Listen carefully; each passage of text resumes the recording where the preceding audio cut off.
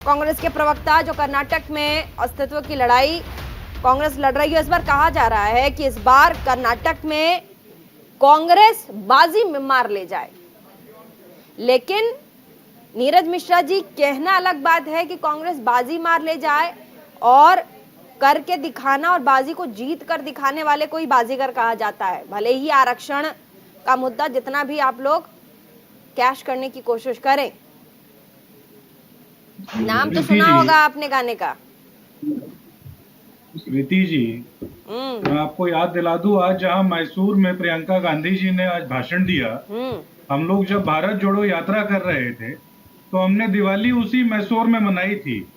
और आने वाले महीने में जिस दिन कर्नाटक का रिजल्ट आएगा तो मैसूर में फिर से दिवाली मनेगी, क्योंकि कांग्रेस पार्टी की ईमानदार सरकार जो 40% कमीशन पर नहीं चलेगी और जनता के लिए काम करेगी, ऐसी एक सरकार बनने जाएगी और उसके लिए दिवाली मनाएगी कर्नाटक की जनता।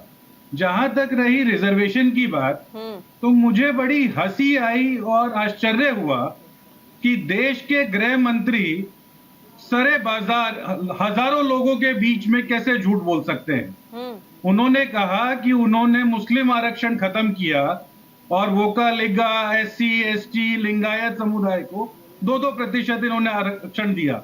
आपको पता है प्रीति जी, पिछले 6 महीने में कर्नाटक में रिजर्वेशन की पॉलिसी में 3 बार चेंजेस किए गए और वो तीनों चेंजेस कोर्ट ने उनको खारिज कर दिया। आज वोकालिगा और लिंगायत के जो 2-2% की बात है, उसको भी कोर्ट ने कह दिया कि ये एक्स्ट्रा जुडिशियल है, ये कॉन्स्टिट्यूशनली वाइबल नहीं है। तो जो 50% की सीलिंग है उसमें तो आप ये कर ही नहीं सकते। तो देश को गुमराह करने का काम देश के जो गृह मंत्री कर रहे हैं, मैं हाथ जोड़कर आग्रह करूंगा कि ये ना करें। और जहां तक कांग्रेस पार्टी की जातिगत और धार्मिक राजनीति की बात है, हम लोग वो बात बिल्कुल नहीं करते। हम लोग संविधान पर चलने वाले लोग हैं, संविधान की बात करेंगे। लेकिन तुष्टीकरण करने का आरोप तो लगता ही है ना, कांग्रेस पर सबसे ज्यादा तुष्टीकरण करने का आरोप लगता है।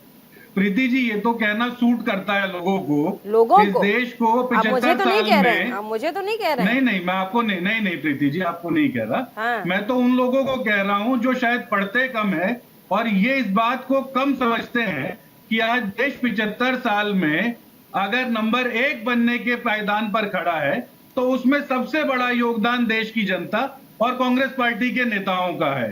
तो अगर जो इस बात को नहीं समझता तो उसको मैं तो क्या समझाऊंगा। लेकिन कर्नाटक की जहां तक प्रीति जी बात है, कर्नाटक का जो चुनाव है वो 40% जो सरकार है उसके खिलाफ चुनाव है। वो बोम्मई साहब जो होम मिनिस्टर रहते हुए सब इंस्पेक्टर की भर्ती में 40% कमीशन लेते थे, आम आदमी पार्टी भी खिलाफ वोट है। कटवा के तौर पर है वहां पर। कैसे बचेंगे आप? गुजरात का चुनाव तो याद ही होगा आपको।